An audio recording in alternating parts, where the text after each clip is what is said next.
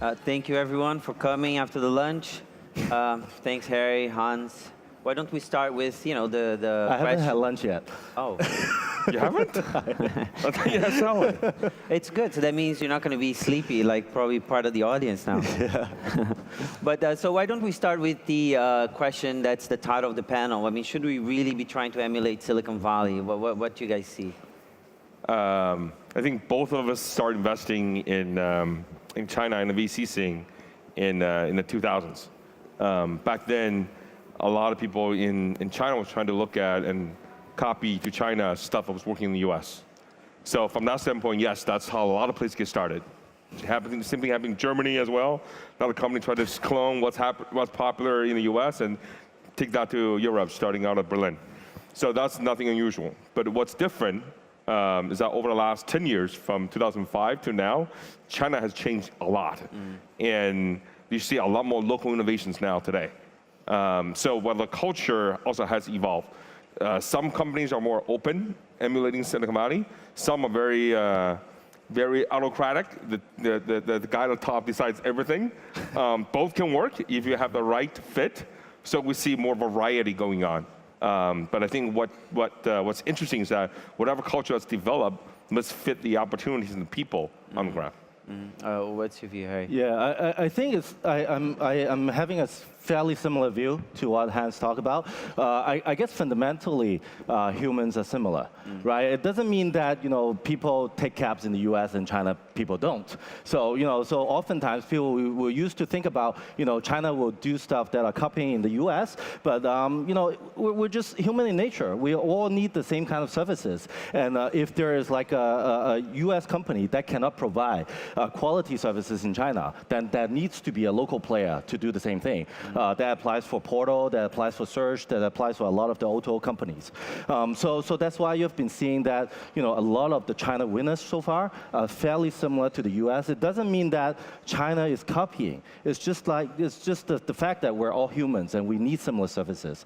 And oftentimes, the international players, when they come into China, they could not be able to provide I wouldn't say up to quality, but localize the services for what Chinese people needs. But more and more so, very similar to what Hans mentioned, we are seeing more China innovations, especially in the recent 18 months. There are more things that have been happening in China, and people are copying to the U.S. So WeChat is one classic example. A combination of Facebook, IM, Twitter, official accounts, and even payments all together. It only happens in China and not in the other parts of the world.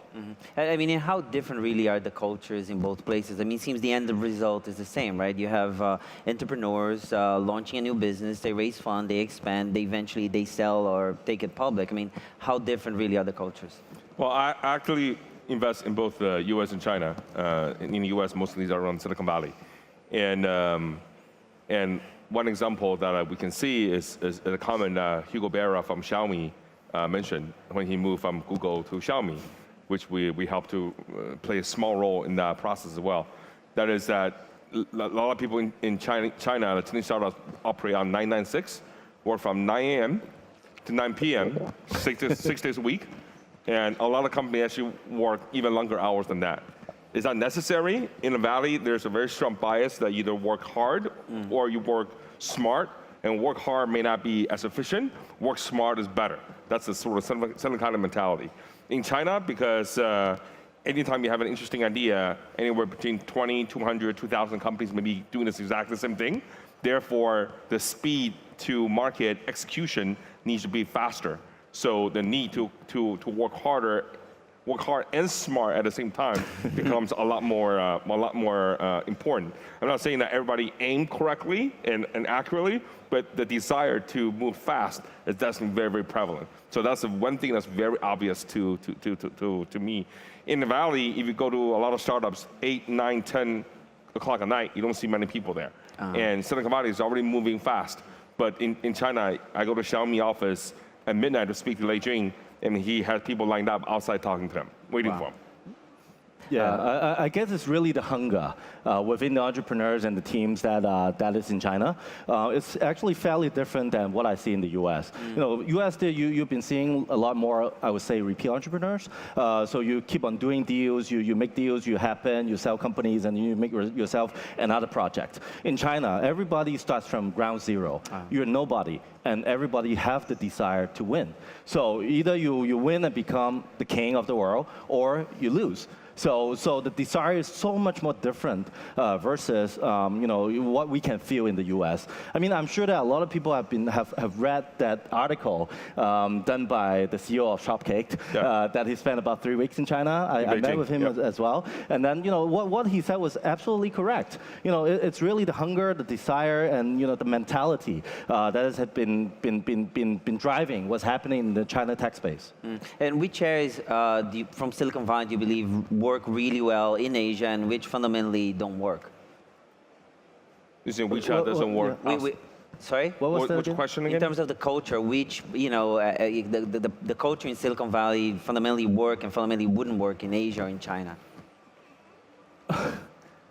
I mean, because you mentioned, you know, the hard work, the speed, and all this. Are there any particular areas that? I mean, I think to be fair, a lot of companies in China are inspired by companies in Silicon Valley for sure. And China is not the only place that does that. So I think the openness, democratization of technology, make service available to all users, meritocracy. If a good product, it doesn't matter who you know, the product in the market speaks for itself. All of that is from Silicon Valley. So that is becoming very universal, not just in China, in the rest of Asia, especially in India. You know, since 2011, and the Matrix has a fund in China, so Harry can speak more about it. But since 2011, we see smart Indian VCs and interesting Indian category leaders in startups come to China. They visit Shenzhen, Hangzhou, Shanghai, and Beijing, and they know our portfolio even better than most of the Chinese media who interview us all the time. So the level of tenacity and the hunger is not just in Beijing or Silicon Valley. You do see it elsewhere. I mean, but despite the fact that they do look up to Silicon Valley a lot, as you guys mentioned, I mean, shouldn't they be trying to, you know, develop, foster a local culture? I mean, I would say to add on to what you just asked about that question, in the US, a lot of these companies were really pretty much product driven. You try to produce the best product and then just go from there. So, I mean, a lot of these companies are so much smaller than their equivalent comparables in China. China is so different. You not only have to build your product, but you also at the same time have to build a really big operational team to run it, to market it to the market, and take leadership. I think that's kind of different in the way that, because if you get the right product in the US, you probably get no or minimal competitors. But in China, oftentimes you get 2,000 or 200.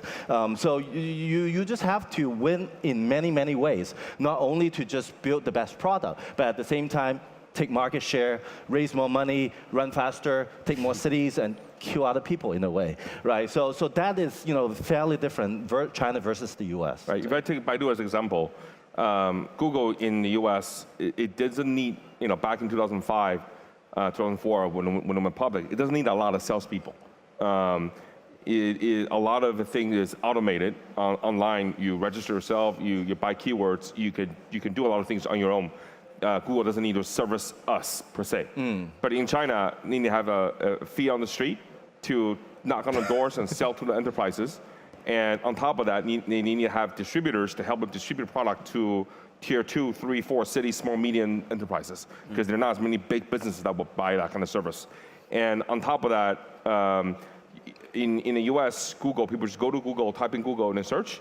In China, there are directories, there are a lot of small websites that have local traffic, so you have to put a search box of Baidu inside to get traffic. So when the Google team first came to China, they didn't realize that having that small window, search window, in so many little small websites around China was important, because that's like 50% of the overall traffic. So all that stuff requires startups in China to develop different culture. When you have to manage, 20,000 people, 30,000 people versus 1,500 people, of course, you can develop different culture. So if you emulate Silicon Valley and make sure that all 30,000 people can speak freely, you're going to have chaos. So how do you manage that? Then you have Alibaba way of giving everyone a Chinese martial arts novel name, so that they all take into the concept of the bampai, the gangs and the clans, in order to turn that behavior into something more like managing a martial arts novel. So, of course, the culture becomes different as a result of the nature of a business on the ground. I mean, obviously, you guys invest in many different areas, in many different regions. I mean, in terms of Asia, where do you see as areas that have done especially well in developing a good local startup culture? In Asia? Yeah. I haven't seen a lot. I mean, I think the entire Asia, India is probably one of the places that I believe will have huge potential in the longer run. More than China. I don't know. I mean, it could be 5, 7, 10 years behind China, but they have the population, they have the they have the environment, they have all the infrastructure up and coming to be ready. So as Hans just mentioned, we also have an India fund that has been doing very, very well. Our India colleagues has been coming to China like twice a year. Right. Basically, copying everything that we have and build an Indian version out of it, and then with a lot of localization. With a lot of localization and make it to work. I think to make unicorns in the world, you need definitely big markets. And oftentimes, a lot of the cities and countries in Asia are just way too small. Hong Kong, Singapore, Indonesia may be bigger. Malaysia, they are all just so small. So you need mass market to build something that can eventually to become a multi-billion-dollar company. I mean, since you mentioned Hong Kong, can you talk a little bit? I don't know if you guys have any experience with the local startup culture in Hong Kong. Can you talk a little about that? I'm from Hong Kong originally, but fortunately and unfortunately, I've lived in China for 10, 15 years now. So I always want Hong Kong to have their own play within the space. For the longest time, nothing have happened. Only until I guess the recent 12, 18 months, I've been seeing more and more startups happening in Hong Kong. Maybe it's because of the government, maybe it's because of funding, maybe because of hardware, Shenzhen, et cetera, et cetera. But I think that there might be a way for Hong Kong to play, but definitely you need to find your own niche. I mean, I've been to Israel recently. I mean, Israel, to a certain extent, is fairly similar to Hong Kong. I mean, there's a small place, you don't have your own market, but then that forced you to do real product innovation and tech innovation and upsell it to other places, China, US, and et cetera. Whether that can happen to Hong Kong, I don't know. But I'm pretty sure that if you want to build a product that only serves the Hong Kong market, it will never happen because it's just way too small.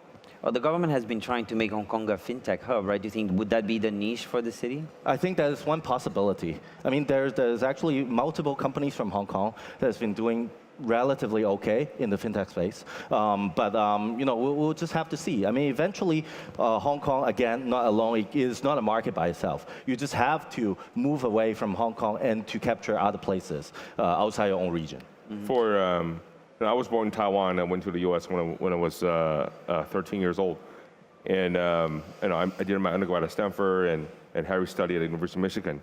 So we come from smaller places, and then you see that doing stuff within your own country is just not going to be enough. You got to figure out a way to be regional, if not global. And I think it's not easy for teams from Taiwan or Hong Kong to go into China, because the market is huge and there's just a lot of competitors out there who know that market better than people coming in from Taiwan or Hong Kong. So how to build up something that could be, like for example in fintech, can you roll out something with banks or users in Hong Kong and then branch out the rest of Asia outside of China? That's something that's worth thinking about and spending time on.